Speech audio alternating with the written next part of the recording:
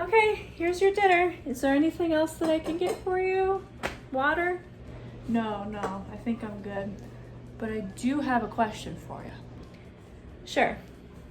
This is an Indian casino, right? Like, I'm on a reservation? Yes, this is a tribally owned casino and restaurant. Are you Indian? I'm a member of this tribe, yes. You don't really look it. Are you a full Indian? Because you're not really an Indian unless you're a full Indian.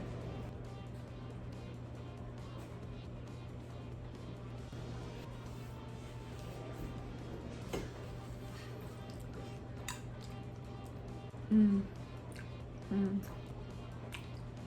Mm. Mm-hmm. Mm. This is good. Mm-hmm. Mm-hmm. There. I'm a full Indian now.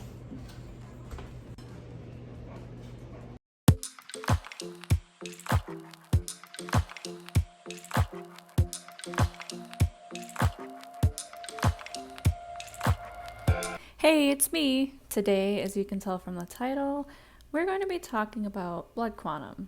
I decided to do this episode of niche commentary in video essay form, similar to what I did with my video about MMIW, because I want to get my points across as eloquently as possible. Much of this essay will be opinion-based, or knowledge I gain through verbal teachings, and much of it will be based on sources, which will of course be listed in the description.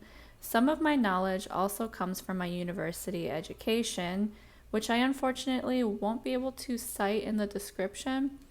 Also, my knowledge of history and policy is American. I need to learn more about how these things were written into policy in Canada. And quick disclaimer, this video is not intended to negatively impact natives who believe in and use blood quantum. I just want to have an open and honest discussion about the controversy, and I hope that those who agree with blood quantum approach this video essay with an open mind. Because blood quantum is and has been a frequent and polarizing topic in Indian country. Today, many natives are refused official enrollment into their tribes because they're mixed with other tribes. Natives who don't have the phenotype of what the common idea of what a native should look like are socially dismissed as non-native, which is especially interesting because not only is the idea of what a real quote-unquote native looks like subjective, meaning it is different for everyone and based on opinion, but genetics are hella weird, and people who aren't even native at all can fit in the description just based on their looks.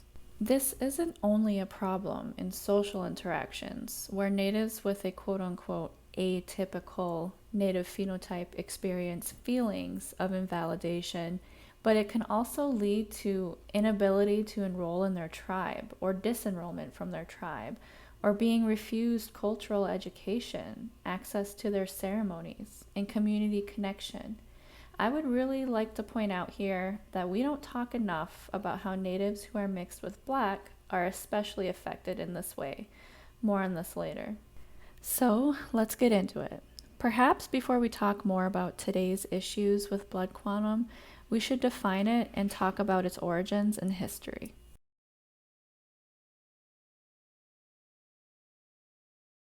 The definition of blood quantum is quite simple, though its implications are not. Blood quantum is the percentage of one's quote-unquote Indian blood. The federal government records this as one's certified degree of Indian blood. What is, quite literally, a mathematical equation that determines your genealogy based on your last ancestor or ancestors that had no other ancestry besides native. In other words, what fraction of your last full-blood ancestor's blood you have in you. Side note, I know I'm using a lot of quotation marks because I honestly just can't take any of this blood talk seriously. Like, why blood? Why not degree of Indian skin, degree of Indian eyes, degree of Indian hair? Anyways.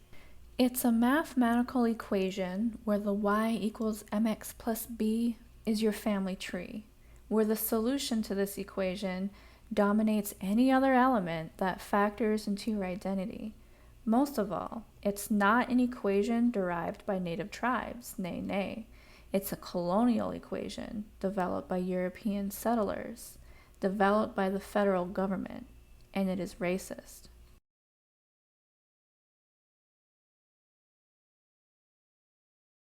I mean, blood quantum among natives couldn't have been possible before contact with Europeans, so of course it's colonial, right? Wrong. Back then, what we now know as race was not a thing. There were no whites, blacks, natives, etc. There was nation and class: French, English, African, landowner, peasant, indentured servant, slave, dark haired, yellow haired, brown skinned, black skinned, white skinned, Christian or non Christian, aka savage heathen in need of paternal guidance. More on this later. Within natives, and to my knowledge, Africans, we had and have a similar yet more accepting understanding, as our identities involved our nations and our roles within our nations. Our nations had relationships with each other, whether we got along or we didn't. We traded goods and medicines, our councils communicated politically, and among many other forms of intertribal affairs, intertribal marriage was one of them. Children born out of these marriages did not have their blood quantum calculated to determine whether they could be part of the tribe. They and their parent who came from another tribe were a part of that community now, that band or tribe or village. They were basically naturalized into that nation. I'm sure these cases weren't necessarily a sort of tribal transition where the party in the marriage that came from another tribe suddenly becomes the tribe they married into, forgetting the tribe they came from, and the children that resulted from that marriage are solely the tribe they were born into. That could have been the case for some people who chose to identify that way, however, but I think typically they would simply recognize where they came from and where they are now, especially if the marriage took place for political reasons. Children could be considered affiliated with both tribes rather than only partly affiliated with either, and adopting people from other tribes was common. The same practices continued after contact with Europeans, as race was not a concept yet. A native could have a white-skinned foreign partner, and their children are either affiliated with the tribe, the settlers, or both. When we think of the earliest, most well-known accounts of initial contact, such as the English and Wampanoag relations, we think of it as a white versus native thing. That is, however, how we view it through the lens of today, when back then it was the white-skinned Christians of various European nations versus the brown-skinned non-Christians of various tribal nations. I know this sounds silly to some, and that's why I'm really trying to beat in the concept that there wasn't race. The same could be said when Africans were first kidnapped from their tribes. They weren't black or of a different race. They were considered non-Christian, black-skinned prisoners who worked alongside indentured servants, except compared to indentured servants, they were slaves for life, and their children would be too. What we now know as race is rather a political construction that was socially developed later in history because Native and European relations deteriorated and the slave trade boomed. It was heavily based on stereotypes and cultural differences, as well as the justification for maltreatment of natives and Africans, and political strategy to retain supremacy and power over other races and nations. By assigning people to categories, these categories could be assigned to their respective place on a social hierarchy, which had Europeans at the top, of course. This allowed supremacists to maintain order socially and politically and continue to steal land and labor from natives and Africans. There is a long, complex history of how Africans became capital building property and natives became obstructive of land acquisition. This not only explains why enslaved Africans were encouraged to reproduce, to make more property, and natives were to be exterminated to make land and resources available, but it also explains how each race became victims of this dichotomy that is the one-drop rule for Africans and the blood quantum for natives. This dichotomy involves mixed natives having their identity governed by having any non-native blood as reducing their native identity, and mixed Africans having their identity governed by one drop of African blood as categorizing them as nothing but African. In fact, in 1705, the state of Virginia determined the term mulatto to refer to people with 1/8 of African descent and 1/2 of native descent. Think about what that means for a moment.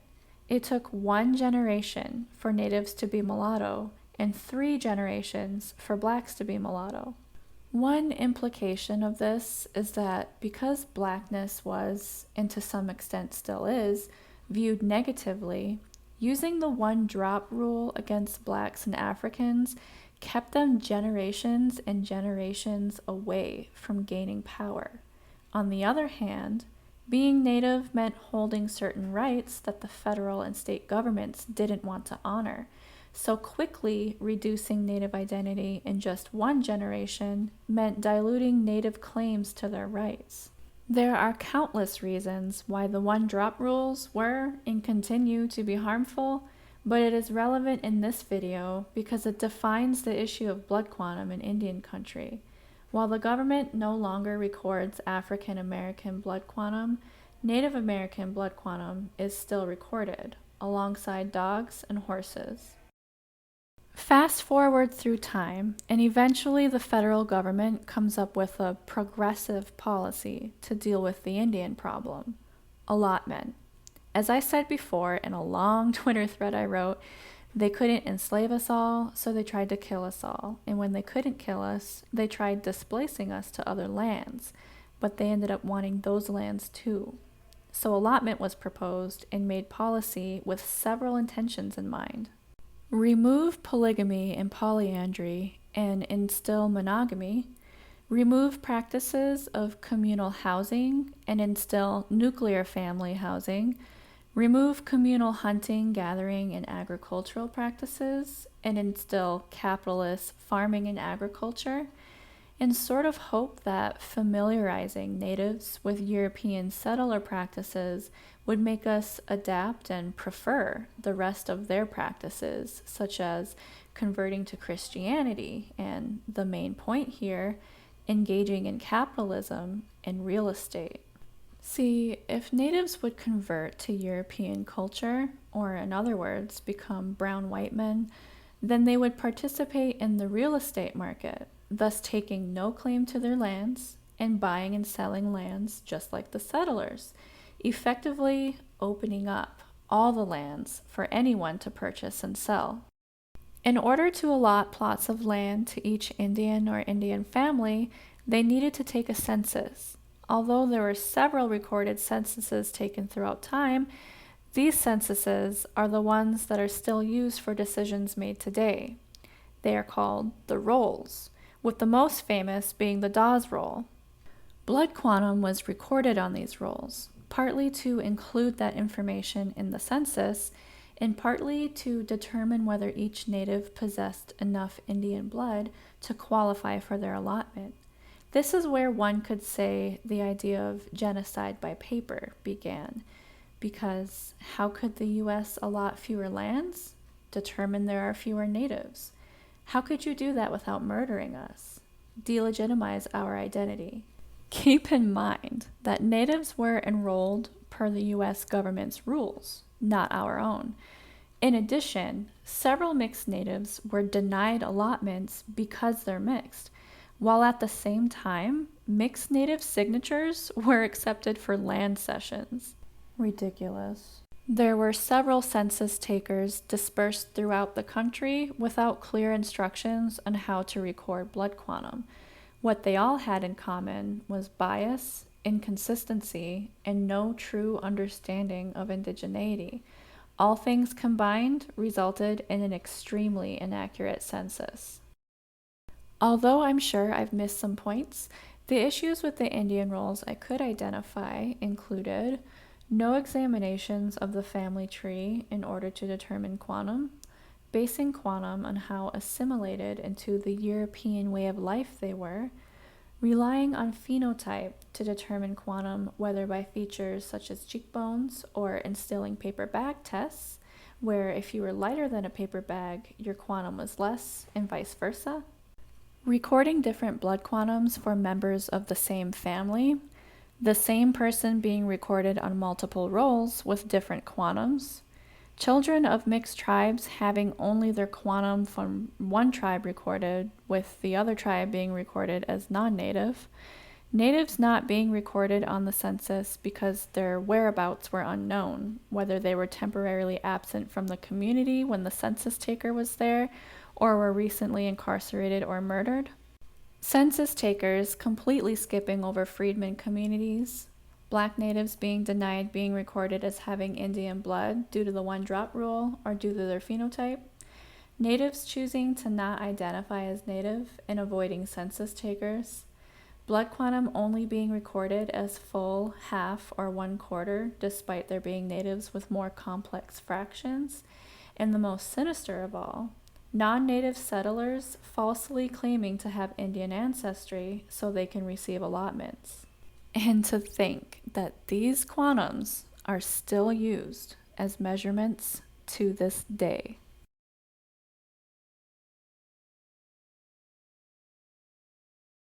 One could say allotment was mostly successful per the government standards, as most natives today do participate in capitalism, whether by choice or necessity, and because allotment is considered to be the policy that costs natives the most land, an estimated 90 million acres.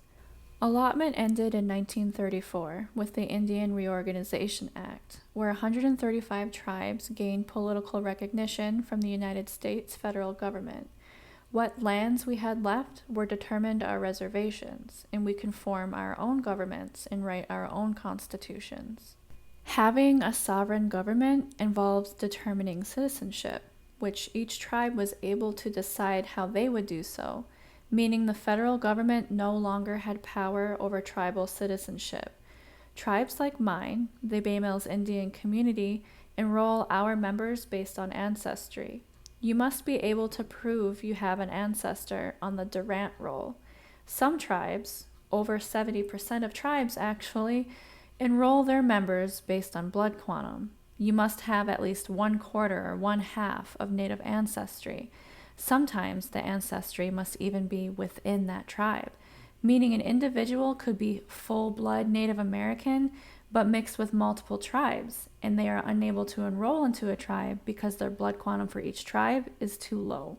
This is sort of a turning point for genocide by paper, as other methods developed during this time period. Well, some came earlier, such as poor census taking, eugenics, rape of Native women, requiring minimum blood quantum to receive treaty rights, criminalizing traditional spiritualities and practices until 1978, and the kidnapping of Native children, whether they were sent to boarding schools or adopted out to white families. Some methods came later, such as forced sterilization, the Indian Relocation Act, and something that is also haunting the future of all tribes, termination of recognition. Under President Eisenhower, the U.S. government had a goal of terminating as many tribes as they could. This means removing their recognition in governments, taking their rights to lands, resources, and treaty rights, considering ex-tribal members as regular U.S. citizens, and relocating them to urban areas. According to David Wilkins, between 1953 and 1964, the government terminated recognition of more than 100 tribes and bands as sovereign dependent nations. These actions affected more than 12,000 Native Americans, or 3% of the total Native American population. There were several reasons that certain tribes were chosen for facing termination. including being perceived by the US government as assimilated into European culture or having too few members. Since then, some tribes have gained recognition, whereas other tribes were either terminated or threatened with termination, with tribe size and perceptions of assimilation being the factors relevant here. Now, let's be honest. The US does not want us here. They stole from us, they owe us, they're scared of us, and we make them feel guilty. In addition, they also have no understanding of indigeneity. Our population in the US has grown from 237,000 in 1900 to over 6 million today. But we need to remember this growth is marked by many things, including being mixed. 60% of natives are married to non-natives. We are the race that is the most likely to marry outside of our race and the most likely to identify as more than one race. This means that, though our population has increased, our blood quantum is decreasing, and there's no way to increase blood quantum. It is estimated that by 2080, less than 8% of Native Americans will have at least one half native blood. So there's a real fear that we will eventually, quote unquote, breed out, despite still having our cultures and communities. A question asked by Schmidt: how much racial admixture can occur before American Indian people cease to be identified as a distinct people? The scope of this problem isn't the same for all tribes, as some are really affected by this, whereas other tribes are mostly made up of non-mixed natives. For now, who knows what our demographics will look like in a century? But my point here is, nothing is permanent. The US has and will jump at the first opportunity to tell a tribe that they're not even Indian anymore in order to take their rights and their lands. And they don't care in the slightest bit about what makes us indigenous. Ancestry, culture, connection to land, they operate via their own definition and have the power to relinquish our rights based on it. Termination has several implications, but tribes that are still recognized are still in a constant battle for rights. Funding for nations in the Indian Health Service is nowhere near what we need, and mining for data that can help us understand and address issues affecting natives, such as health, is lacking, inconsistent, or we're not included at all. Although the government can no longer determine our quantum or whether we can enroll into a tribe, they can enforce minimums to qualify for programming. For example, I live in Michigan, and here we have the Michigan Indian Tuition Waiver, which is not a treaty right, but rather a land cession agreement made between Michigan and Michigan natives, where Michigan natives have our college tuition waived. Not only can this be taken away whenever Michigan feels like it, but they enforce a 1/4 minimum blood quantum. I find this devastating for those who are just as native as I am and are just as disproportionately affected by barriers to success as I am, but cannot receive this waiver. Even if you believe enforcing a minimum has positives, think about the implications this has. This is still the US determining our indigeneity, slipping through a loophole because tribes are the ones who do the equation. My 20% cousin, who is brown-skinned, born and raised on the reservation in our native family, is active in their culture and in their community, helps guide our children in tribal committees, was denied tuition by the state because Michigan determined they were not native enough, even though their tribe did. And I'm sure there's plenty more like them. If Michigan natives, quote unquote, breed out enough that fewer and fewer meet the minimum, I'm sure Michigan will observe these numbers and go back on the deal, eliminating the waiver but keeping the land. Or worse, advocating for our termination and our lands to be handed over to the state. And our peoples, overall, just have internalized this since its dawn. An old chief of my band, Shingabawasan, wanted to establish a reservation to send all the half-breeds to. Side note, he also told the settlers where our sacred copper mine was against the band's wishes, so Make of that what you will. Anyways, not only have we written blood quantum into our constitutions, but we've internalized this socially as well, measuring people's validity as natives by their quantum and especially by their features. So many of us take one look at a person's face or their percentage and think we know all there is to know about that person's indigeneity. We preach about how our cultures heavily involved acceptance and sharing with one another, but then refuse to do so with natives we haven't deemed native enough, all while knowing we have suffered great cultural losses and have been fighting for well over a century to revive what was lost. It has been said that blood quantum could be one of the greatest contributors to cultural and linguistic death, and this is why. The dismissal that mixed natives experience and the failings that many have of being unwelcome to seek cultural guidance. And before y'all think I'm on my mixed with white shit, let me just point out here that natives mixed with white generally have it the easiest compared to natives who are mixed with other races and ethnic groups. We gain access to whiteness and the privileges that come with it, and we gain access to indigeneity if we're ambiguous enough. Natives mixed with white are often automatically accepted by their peers into ceremony and in seeking cultural and linguistic guidance, which is exactly how it should be. But when we compare this experience to the experience of natives mixed with black being dismissed because their indigeneity has been trumped by the one-drop rule, then it's concerning.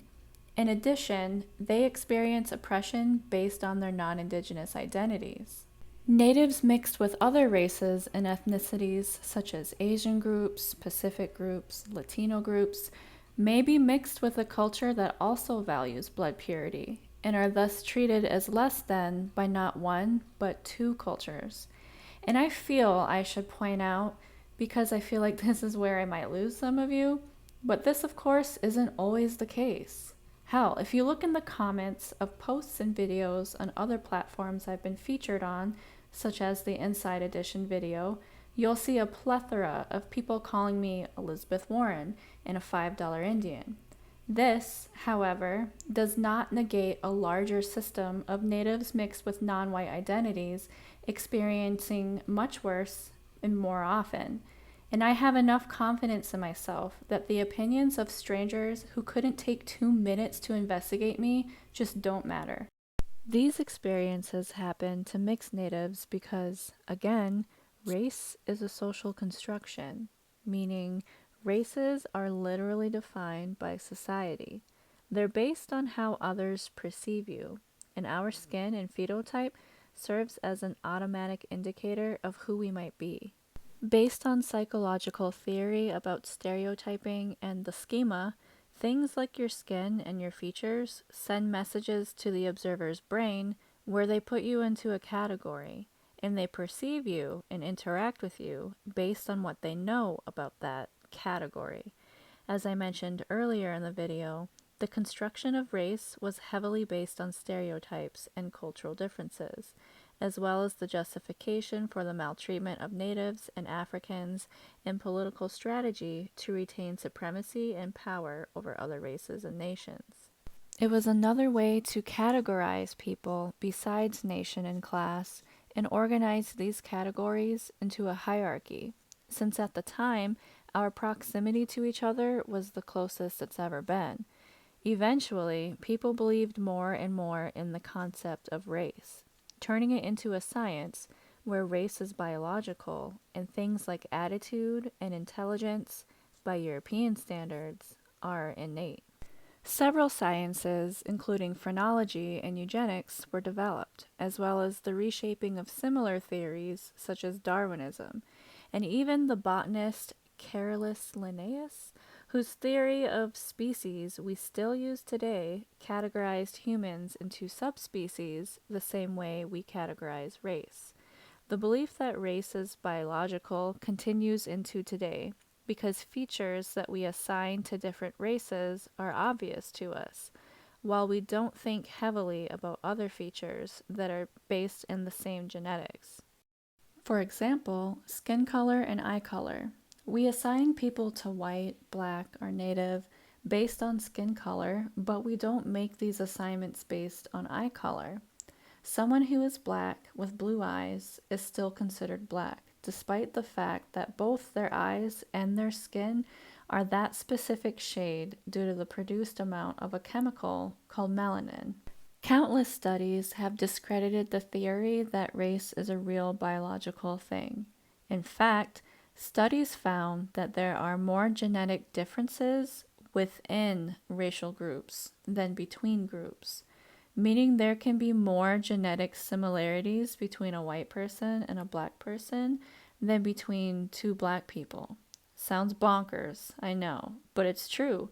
And if you subscribe to race science and blood quantum, then this is some cold, hard, factual science for you. But the science of race is really evolution. I'm not talking about the we're all from Africa and we migrated kind of evolution. I'm not touching that conversation. Well, actually, I'll just insert the fact that the Bering Straits theory has several unanswered questions, and there's evidence of humans being in the Western Hemisphere long before crossing Beringia was possible. There, that's all you get on that. But what I mean by evolution is genetic sequences are made up of what we get from our parents, right? And what they get from their parents, and so on and so forth. People obviously reproduced with people who were in proximity to them. In addition, our genes reacted to the environment we were put in. Over time, these factors resulted in a gene pool where traits sort of get passed around like a hockey puck and become common, but only common as not every single person in the pool receives the trait. For example, sharp cheekbones, hooded eyes, and full lips have been common among natives, but again, not everyone has all or any of these traits. An increase of melanin production is found in areas with intense sun and not so much in less sunny areas, which is why blonde hair, blue eyes are found north in Europe, but people's skin, eyes, and hair get darker the closer you travel to the equator. Evolution explains the human body's reaction to its environment and proximity to other humans with certain traits over thousands and thousands of years. But traits are just that, traits. They do not determine race. We, as people, as a society, determine race. And while race is scientifically fiction, it's still a very real phenomenon that has very real effects on people. Something else that has erupted from science is DNA testing, the thing that taught us the genetic differences and similarities I just mentioned. DNA is incredibly complex and way beyond the scope of this video, but its relevancy here is our genetic sequence. Racial DNA testing observes one's genetic sequence and identifies genetic markers that are common within a particular geographic area. Or, since DNA testing has existed for some time now, the canon of a group's common DNA sequence built over time as more and more people are tested and their genetic information is recorded and stored. Here lies multiple problems, the most well-known problem being that not a single gene has been identified as being racial, meaning there's no gene that determines an individual's race. But DNA tests don't just magically pump out results that tell you who you are. Rather, they reference what geological area or group of people that your genes are commonly found in. However, while certain genes can be common in a geographical area or group of people, no geographical area or group of people all have the gene. And different geographical areas and groups of people can share genes that are not quote-unquote common. Oh, what a mouthful, but it's true. If you get tested and are surprised you have a percentage of South African in you, that doesn't mean you are part South African. That means you share a small amount of genes that are common in that area. And this is a major ethical violation by DNA testing companies who sell you this idea that they can track who you are. They bank on the lack of scientific understanding of not only genetic sequencing, but also the databases they reference. When it comes to DNA testing and native identity, Not only is there no race gene, but there's also limited information in the Native American scientific canon, meaning the database of genes commonly found in Native American groups that is referenced by DNA testing is small and unreliable. They haven't tested enough natives and/or found enough information about our genetics to build a reliable database or understanding of our genome. In other words, it's probably more accurate to reference your genetic sequence to millions of sequences rather than thousands. It may be worth mentioning here that if someone says a DNA test showed them what tribe they're in, they're especially full of crap. DNA testing simply cannot identify a tribe. Even if there are common genes found within tribes, as I said before, there isn't enough information to compare one's genome to. And in reference to blood quantum, here's the kicker. Blood quantum validates non-natives who take these tests and discover quote-unquote Native American genes.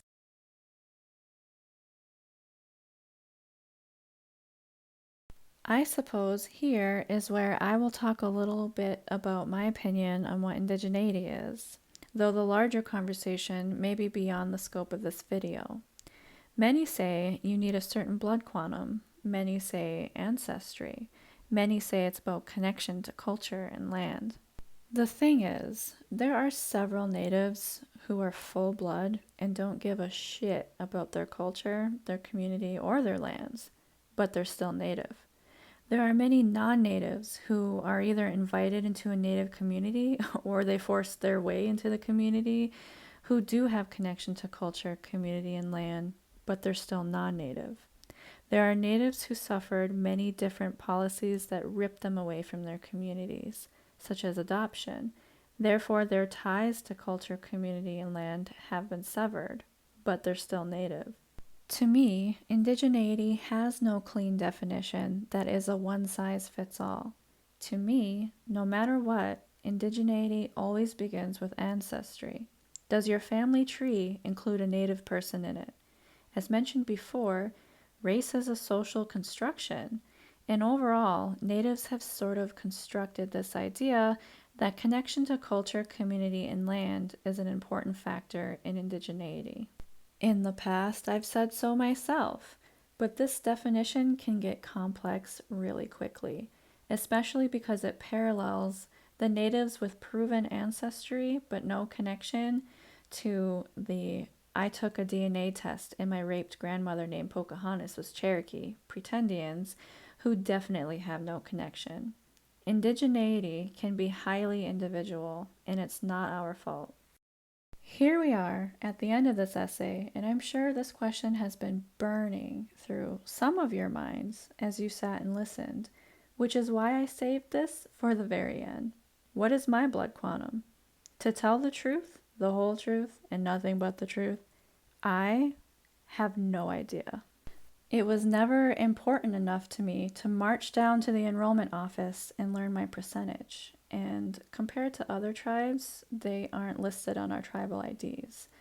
I don't know my biological father, and besides the fact that late 19th to early 20th century record keeping was a big dumpster fire, one of my ancestors may have been the love child of another native. No, I will not share who.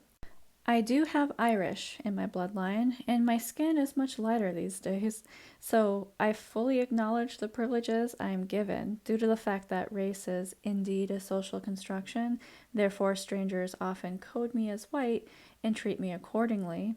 But, based on all the information I laid out before you today, and probably some that I missed, blood quantum is a social construction as well.